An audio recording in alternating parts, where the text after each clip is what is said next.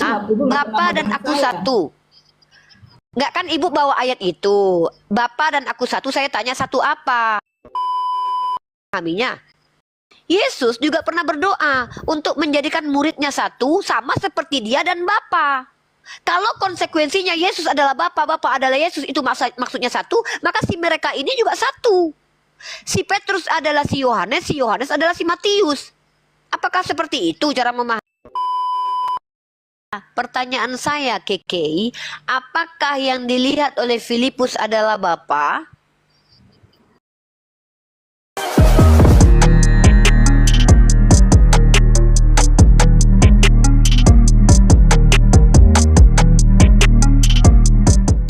Yesus berkata, Bapa dan aku satu. Enggak kan ibu bawa ayat itu. Bapa dan aku satu, saya tanya satu apa? Saya tidak mendapatkan kejelasan dari ibu satu apa. Ibu bilang saya bukan ahli teologi. Nah, lalu saya jelaskan, Yesus juga pernah berdoa untuk menjadikan muridnya satu sama seperti dia dan Bapa. Kalau konsekuensinya Yesus adalah Bapa, Bapa adalah Yesus, itu maksudnya satu, maka si mereka ini juga satu. Si Petrus adalah si Yohanes adalah si Matius. Apakah seperti itu cara memahaminya? Oh tidak, kalau Yohanes 17 itu bukan begitu, maksudnya satunya satu dalam tujuan. Kalau aku dan Bapak satu, maksudnya satu dalam ketiplek, satu ya satu biji. Sementara Yesus berkata, jadikan supaya mereka satu seperti kita. Gitu. Mana yang betul ini? Nah, Ibu baca lagi di Yohanes 14 ayat 6 sampai 9. Lari ke Yohanes. Oke lah, nggak apa-apa, saya ikuti larian ibu. Ibu narik saya, ikut saya. Yohanes 14. Yohanes 14 ayat 6. Saya mau tanya sama Bu. Ya, Yustus sabar anak Yesus. Keke dulu, nanti Keke selesai baru Yustus anak Yesus ya, sabar. Ayat 6 sampai 9. Oke.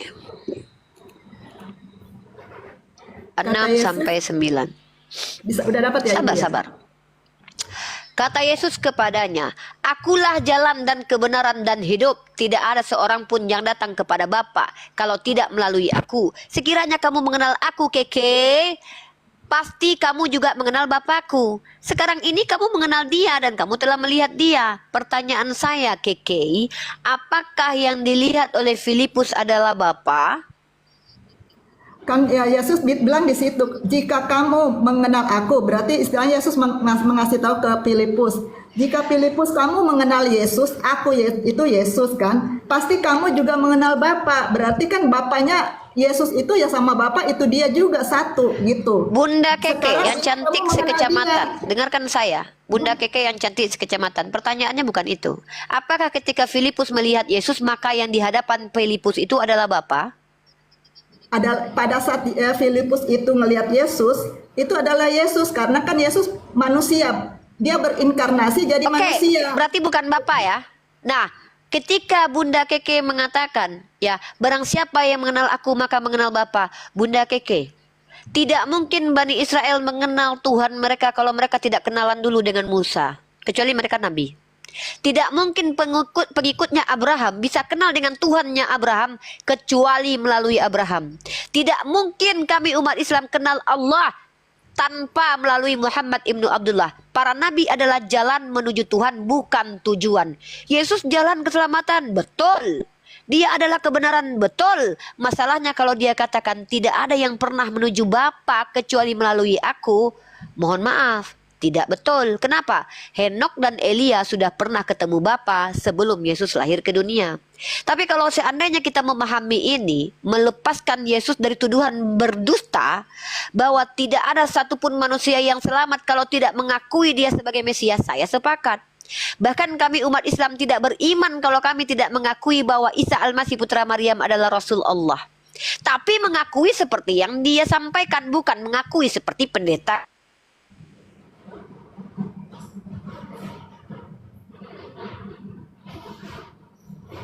Pendeta siapa? Pendeta siapa?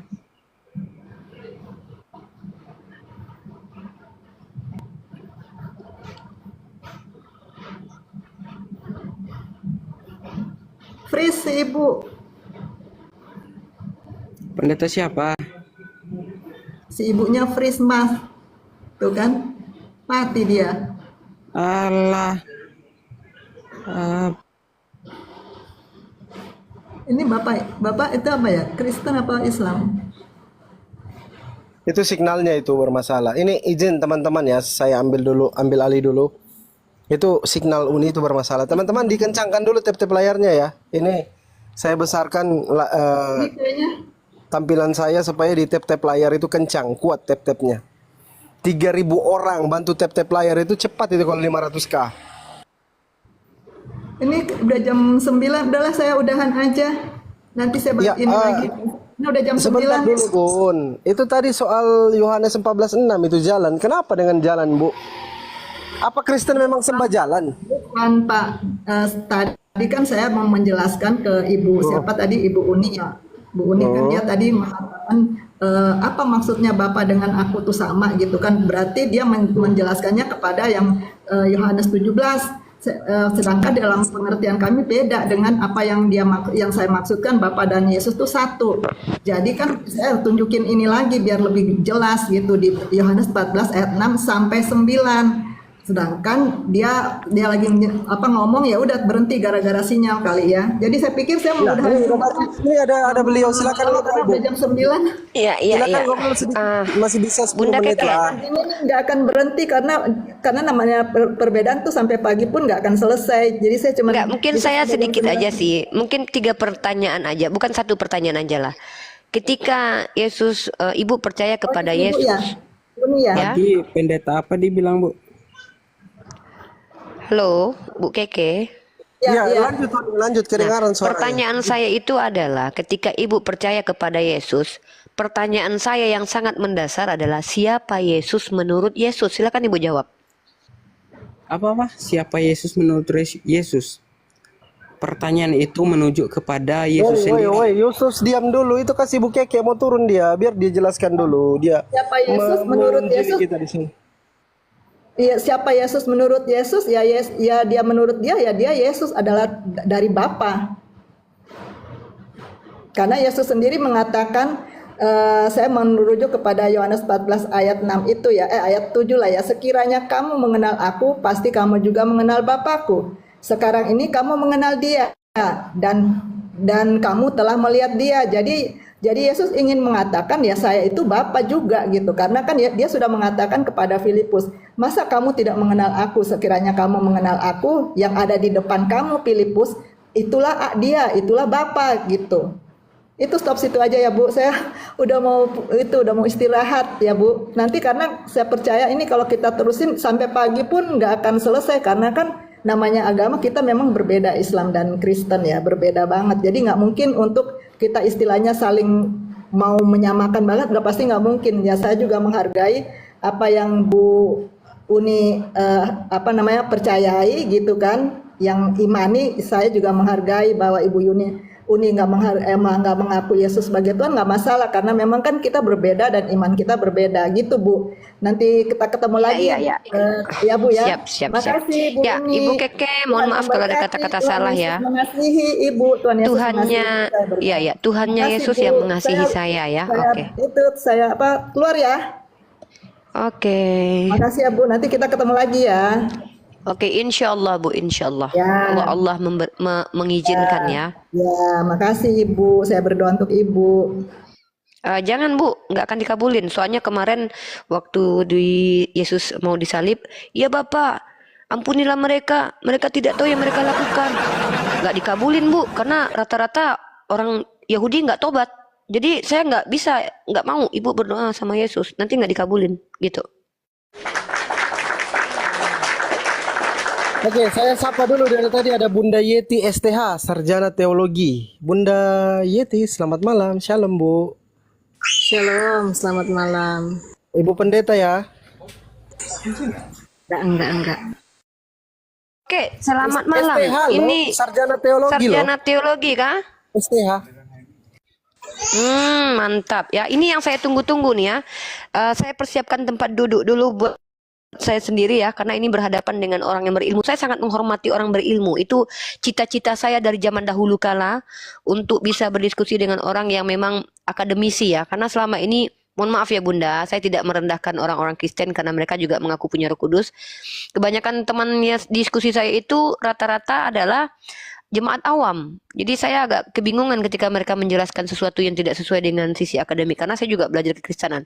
Mungkin Bunda, silakan Bunda jabarkan tanggapan apa yang mau ditanggapi. Saya hanya menyimak saja dulu. Ya, silakan Bunda. Enggak gini, kasih yang duluan-duluan aja. Kan antri, ada tadi Yusuf duluan. Kasih dulu dia kesempatan. Enggak, Oh, Ibu tadi yang duluan naik, Bu Bunda Yeti yang duluan naik tadi. Oh, Bunda Yeti yang dulu naik. Yustus. Yesus, kamu ladies first ya. Kamu laki-laki ya, nggak apa-apa ya. Nggak apa-apa, sadar diri lah sebagai jemaat awam ya kan. Pendeta lah, kasih pendeta aja lah. Mending pendeta yang jelasin deh. Bahaya nanti kalau Justus. Kalau sedikit belajar boleh lah. Maksudnya gimana nih? Kamu mau sedikit belajar, mau menjelaskan atau gimana? Nggak paham saya. Bunda, mending ibu aja deh, Bu, pendeta daripada Justus. Nanti Ibu bingung menjelaskan ke saya terus nampol-nampolin Justus lagi kalau dia salah-salah. Kecuali dia Nggak, sekolah kalau juga dia saya- atau dia jemaat Bunda nih. Saya kalau ndak ditanggapi pun ndak apa-apa. Nih saya mau Nih tanya Justus nih. nih masih SMA, punya ilmu tentang teologi, Dek. Saya sedikit tahu lah. Udahlah. Bu Pendeta, saya tidak bertanggung jawab tentang kesalahpahaman dari anak-anak murid Ibu nanti ya. Saya hanya mengizinkan orang berbicara. Kalau Bunda Pendeta mau menjelaskan lebih bagus. Oke Justus, apa yang kamu tahu tentang ketuhanan sebelum Bu Pendeta mencubit kamu karena mungkin kamu nanti sesat dan bidat. Silakan Justus. Widih. Nih, saya mau tanya nih, Mbak Oh, mau belajar nih? ke Uni. Mbak Umi ya. Oh, kirain mau ngajarin Uni, tahu. Uni mau belajar sama Bu STH ini. Yaudahlah, kamu mau belajar apa? Saya Nih. kan. Nih saya bentar dulu. Oh iya. Saya mau tanya nih, Ibu percaya pada zaman dunia diciptakan itu karena firman? Enggak, saya percaya bahwa Allah menciptakan segala sesuatunya dengan kalimat, kata, kun. Firman itu bukan bahasa Al-Quran, tapi bahasa Persia, artinya kata-kata. Sementara kun bukan kata-kata, tapi kata. Apa bedanya kata dan kata-kata? Bedalah, kalau kata itu satu, kalau kata-kata banyak. Kalau seandainya kata dan kata-kata sama, kenapa harus ada kata-kata dan kata-kata? Gimana sih? Untuk membedakan dia antara kata dan kata-kata, makanya dibuatlah kata-kata, kata-kata. Maka tidak dikatakan kata, berarti- karena dia kata-kata. Kalau kata-kata dan kata sama saja, untuk apa kita berkata-kata? Gitu loh sip. kata, ya. Berarti sejak dunia diciptakan itu satu perkataan saja. Sa-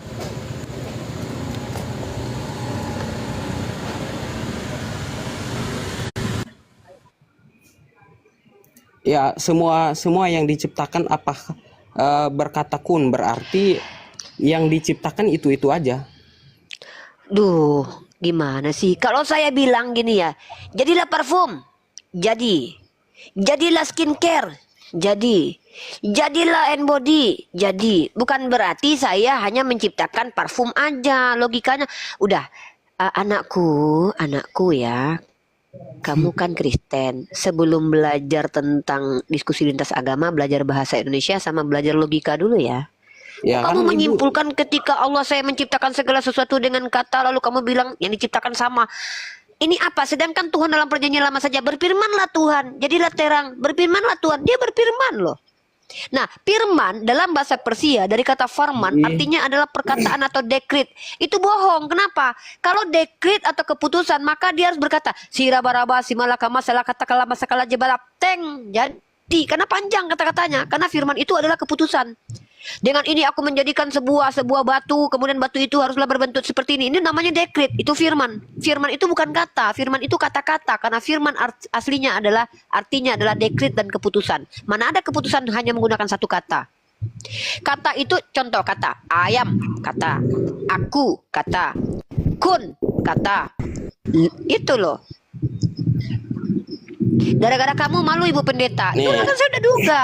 Gara-gara kamu yang konklusinya gabrol Bu Pendeta lari. Karena mungkin malu punya jemaat kayak kamu adekku. Makanya tadi saya sudah bilang mending Ibu Pendeta yang jelasin. Saya yang Islam aja malu apalagi Jangan Bu Pendeta malu, coba. jelasin, Masa nggak ketika lurus. saya jelaskan ketika Allah menciptakan segala sesuatu dengan kata kun, lalu kamu bilang konklusinya berarti semua diciptakan sama. Kan lucu sekali ini adendaku. Ya kan kamu harus Belajar bahasa jelasinnya Indonesia tuh. Lah, kok bahasa Indonesia disuruh aku belajar? Loh, ketika Allah menciptakan, Allah mau ini contoh, Allah mau menciptakan manusia. Jadilah, jadi kata Allah. Jadi, Allah ingin menciptakan langit. Jadi, Allah hanya tinggal berkata, jadi. Allah hanya tinggal Ya, berarti berkata, lebih dari bukan satu berkata-kata kata. loh. Hah? Berarti lebih dari satu kata. Berarti lebih Allah dari hanya satu kata. berkata. Kamu ngerti nggak? Allah hanya berkata. Kun. Nggak ada kun blablabla sirabalabalabala semara kata teng wat dat nggak ada gitu. Kamu aja membedakan antara kata dan kata-kata aja kamu nggak bisa loh brother, ya Allah. Pantaslah kalian sesat. Membedakan antara kalimat dengan kata. Oke, kalimat itu bahasa Arab. Kalimat itu artinya sebenarnya kata. Dalam kaidah bahasa Indonesia, kalimat menjadi kumpulan kata. Kata-kata dan kata saja kamu tidak paham. Ketika Tuhanmu itu menciptakan, dia itu berfirmanlah Tuhan. Itu bukan dia yang berkata, tapi diceritakan oleh penulis kitabmu bahwa Tuhan itu berfirman ketika menciptakan. Kalau kita gunakan arti dari berfirman, firman itu dekret. Maka harusnya Tuhanmu itu ketika menciptakan dia membuat dekret dulu. Dengan ini saya ciptakan sebuah bentuk bumi dengan bentuk bulat yang tidak segitiga, kemudian melayang-layang di atas air. Nah, itu namanya keputusan dekret. Kamu tahu nggak arti dekret? Mandat. Ngerti nggak dekret? Jadi kalau kamu bilang Tuhanmu berfirman, entar dulu inilah. Hah? Umurnya dia umur berapa? Oh ya, umur berapa Yustus anak Yesus? Ya umur. Yustus umur 25 berapa? aja. Oh iya, lanjut 25 lanjut. aja. Lanjut. Oh, udah dewasa. Jadi kalau di dalam kitab kamu, mari kita lihat ayatnya ya. Berfirmanlah Allah. Nih, berfirmanlah Allah. Jadilah terang. Ini nggak tepat sesuai dengan definisi. Nih, kamu perhatikan. Berfirmanlah Allah. Jadilah terang. Kamu tahu nggak arti firman? Firman itu dekret. Dekret itu apa? Keputusan. Ya. Jadilah terang. Kun. Dalam Al-Quran itu tepat sesuai dengan apa yang Allah katakan. Kun, jadilah. Satu kata. Satu kata. Kun. Jadi. Dalam kitabmu, Tuhan juga berfirman, jadilah. Penulis kitabmu mengatakan bahwa dia berfirman. Tidak tepat. Kenapa? Firman artinya adalah dekret. Belajar bahasa Indonesia. Asal muasal kata firman dari kata farman bahasa Persia. Belajar. Bagaimana kamu mau pintar kalau kamu nggak belajar? Coba, masa saya lebih pintar tentang Bible-mu daripada kamu? Belajar, apa arti firman? Kamu lihat di kamus Alkitab Sabda.org. Semua istilah-istilah kalian itu ada di situ. Firmankah, apakah, gitu. Biar kamu pinter. Ya, silakan. Ini ada Yustus, kamu mau bertanya tentang Islam, mending kamu tanya tentang Islam aja. Kalau enggak kamu tanya Kristen juga nggak apa-apa. Kalau enggak kita kasih ke Oke, Joseph. boleh lah. Ya, apa yang mau kamu tanya? Banyak sih temanku Islam nih. Mereka bilang Ya, di surga bisa menikah. Apa itu benar? ya. Kami tidak gini ya. Dalam Islam di dunia Allah membenci perceraian walaupun boleh dengan situasi dan kondisi yang sangat jelas. Kami tidak diceraikan sampai akhirat. Ya, tidak ada. Kalau kami di dunia suami istri meninggal dalam keadaan suami istri, kami masih menjadi suami istri dan menikmati status pernikahan di surga nanti. Nggak ada ceritanya di dunia nggak boleh cerai, tiba-tiba nanti di surga dicerai. Nggak ada lagi status suami istri, bahkan berkelamin pun enggak. Kan lucu. Ya, jadi begitu. Boleh Di surganya lanjut, umat lanjut. Islam, kami akan berbahagia dengan orang yang kami cintai. Karena dalam Islam, Orang yang di surga itu berkumpul dengan orang yang dicintainya. Kau cintai ibumu, kau bersama dengan ibumu. Kau cintai suamimu, kau bersama dengan suamimu. Kau cintai anakmu, kau bersama dengan anakmu. Kau cintai sahabat karibmu, kau bersama dengan mereka. Kau cintai nabimu, kau bersama dengan mereka. Siapa yang kau cintai, kau berkumpul dengan mereka di surga. Wallahu a'lam bishawab. Silakan dilanjut pertanyaannya. Temanku juga bilang kalau di sana di surga itu menurut dia orang Islam, dia bilang bisa memecah perawan. Betul Ya, karena tidak ada yang bolong. Tidak ada perempuan surga yang sudah tak perawan di surga kami. Enggak tahu saya kalau ada surga di mana perempuannya udah enggak perawan lagi ya. Saya tidak tahu Ya. ada surga. Kamu kan bertanya, saya kan menjawab. Di surganya umat Islam, wanita-wanita surga Islam itu suci, virgin, bukan bolong, bukan lubang dalam. Ya, mohon maaf nih. Tidak ada ketika masuk surga Islam tiba-tiba kau udah kebobolan. Tidak ada ketika kau masuk surganya Islam kau masih kayak beranak 5 gitu. Nggak ada. Ketika kami dibangkitkan, jadi gini, tidak ada di dalam surganya umat Islam nenek-nenek. Karena ketika saya meninggal, seandainya wafat saya umur 70 tahun, ketika saya sudah nenek-nenek, saya bangkit itu bukan wajah nenek-nenek. Tapi dikatakan dalam surganya umat Islam, umur kami akan dijadikan sama 30-an tahun. Cantik-cantiknya, lagi cantik-cantiknya. Dan kami akan bersama dengan orang yang kami cintai. Kami tidak bercerai dengan suami kami. Suami tidak bercerai dengan istrinya. Dan apa yang kami lakukan? Tentu kami menikmati pernikahan. Masa kami main kitik-kitikan kuping? Di surga kami diizinkan menikmati tubuh suami kami. Suami menikmati tubuh istri. Tiba-tiba di dunia. Tiba-tiba diputus. Diputus hal tersebut. Apa menurutmu tiba-tiba orang di surga nggak punya kelamin lagi? Atau di surgamu laki-laki dan perempuan nggak punya kelamin lagi nih? Saya nggak tahu. Kalau kami dibangkitkan setubuh utuh, tidak ada kekurangan kecuali ya orang-orang beriman dibangkitkan setubuh utuh, bahkan diperbaiki bentuknya dengan sebentuk-bentuk yang indah, kecuali dia memiliki amalan yang membuat dia berbentuk hewan, binatang wajahnya. Kenapa? Contoh, umat Islam yang senang meminta-minta padahal badannya sehat, nanti dia dibangkitkan dengan wajah tanpa daging. Seorang suami yang memiliki istri lebih dari satu lalu tidak adil kepada suami istrinya, maka dia akan bahunya akan tempang, cacat, dia dibangkitkan nanti. Begitu juga dengan seorang tua. Orang tua kalau punya anak 2, lalu dia lebih mencintai anaknya yang 1, dia akan dibangkitkan dengan keadaan pincang kakinya nanti. Itu seperti itu disampaikan oleh Nabi kami. Makanya kami berhati-hati. Apa yang kami lakukan di dunia ini, nanti kami akan dibangkitkan seperti itu di yaumil hisab. Nah, masalahnya itu adalah bentuk keadilan Allah. Nah, dan ingat, tidak ada satupun manusia yang dibangkitkan yang nggak punya kelamin. Kelaminnya tetap ada. Ya, masalahnya pertanyaannya kelaminnya buat apa? Masa buat kencing? Masa di surga ada kencing? Nggak ada. Lalu kalau seandainya Tuhan menciptakan kelamin, lalu untuk apa kelamin tersebut? Mohon maaf nih ya, Henok Elia naik ke surga bawa kelamin nggak? Kecuali ditinggal di dunia. Menciut dia kan, menghilang dia nggak ada sama sekali. Kayak boneka.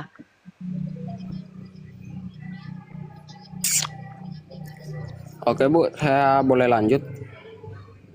Silakan. Tapi kata temanku orang Islam juga nih, saya di Samarinda nih, saya sama-sama teman saya orang Islam juga. Dia tanya saya bilang begini, agama saya boleh bersetubuh di surga. Terus dia bilang kayak gini, masa surga dikotori? Maaf ya Bu, ini dari Coba saya tanya, nggak apa-apa. Saya bertanya sama kamu, apakah berhubungan badan itu adalah perbuatan keji? Menurut Ibu?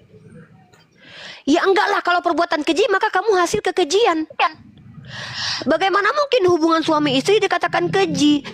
Justru hubungan suami istri itu adalah hubungan kelamin yang dihalalkan oleh Allah, yang diizinkan oleh Allah, karena Allah yang menciptakan kelamin itu dengan fungsi-fungsinya. Kalau seandainya berhubungan badan itu adalah peristiwa kotor dan keji, kamu akui kalau kamu hasil dari kekejian. Bukankah Tuhan dalam perjanjian lama memerintahkan beranak cucu lah? Emang beranak cucu pakai apa? Sentuhan kulit. Beranak cucu itu adanya hubungan kelamin. Kalau itu perbuatan keji, kenapa Tuhan perjanjian lama menyuruh? Ini pertanyaan lucu saya konsepsi di kalian surga, terkait. Bu. Saya bingung ya. Tunggu. Saya tidak habis pikir kalian sampai berpikir bahwa hubungan suami istri itu adalah peristiwa keji. Padahal dalam Islam ada hubungan kelamin yang zina, ada hubungan kelamin yang non zina. Yang non zina adalah adanya ikatan pernikahan dengan ijab dan qabul yang disahkan oleh negara dan juga agama. Maka itu adalah halal. Itu bahkan perbuatan ibadah. Kenapa? Menghasilkan keturunan kalau di bumi. Kalau di surga apa? Melayani orang-orang yang dicintai. Saya melayani abang saya nanti di surga. Kecuali abang saya nggak punya kelamin, saya juga nggak punya kelamin. Kita cuma tatap-tatapan mata, senggol-senggolan badan nanti abang, karena udah nggak punya kelamin di surga. Lah kalau kelaminnya nanti ada di surga, tubuhnya seutuh daging begini, cuma tatap-tatapan dengan abang saya yang ganteng, rugi saya. Orang dia ganteng, saya juga cantik. Di dunia kami, taruhlah saya menikah dengan dia hanya 20 tahun. Hanya 20 tahun kami menikmati mahligai rumah tangga. Ketika kami hadir di surga, dia dengan tubuh indahnya, saya dengan tubuh indah saya. Apakah iya saya dan dia hanya tatap-tatapan mata saja? Enggak mungkin. Enggak mungkin, apalagi orang yang aku cintai. Kalau aku mencintai dia dan dia hadir dalam bentuk yang seganteng-gantengnya, jangankan aku, si Darni sama si enggak, nanti marah Kak Ola nanti saya. Jangankan aku lah ya. Jangankan aku lah. Setiap perempuan manapun ketika bertemu dengan orang yang dicintainya dalam rupa yang seindah-indahnya, kalau nggak dikejarnya, ambil kupingku sebelah. Nggak akan dia tatap-tatapan aja. Ih, abang ganteng. Aku senggol aja sedikit, bang. Hei, realistis. Ya, kami ketika dibangkitkan itu tidak dihilangkan ingatan, tidak dihilangkan keinginan, tidak dihilangkan nafsu. Bukan berarti nafsu, ada nafsu yang nafsu itu cenderung kepada kejahatan, itu yang tidak ada lagi. Kenapa? Karena orang-orang ahli surga itu sudah terbiasa menahan hawa nafsu yang menjerumuskan mereka ke dalam lembah maksiat. Contoh, orang yang masuk surga itu orang yang menahan dirinya dari berbuat zina. Orang yang masuk surga itu orang yang terbiasa berpuasa, menahan dirinya dari makanan-makan yang enak. Bukan orang yang geragapan, tengok makanan makan, semua itu meja kalau seandainya bernapas ditelan sama dia, orang itu nggak layak masuk surga. Orang-orang seperti ini, orang yang sudah terbiasa menahan hawa nafsunya, maka kemudian dibangkitkan oleh Allah, diberikan kenikmatan. Justru orang seperti ini yang dinanti-nanti olehnya kenikmatan yang utama yang dia kejar adalah bertemu dengan Allah, bukan membayangkan skidi papap hoba-hoba on the sky. Kenapa? Karena nanti kekal hidup sepanjang zaman. Kekal selama-lamanya. Apa iya nanti kekal cuman duduk berdiri gini aja nanti seumur hidup di surga gitu? Enggak.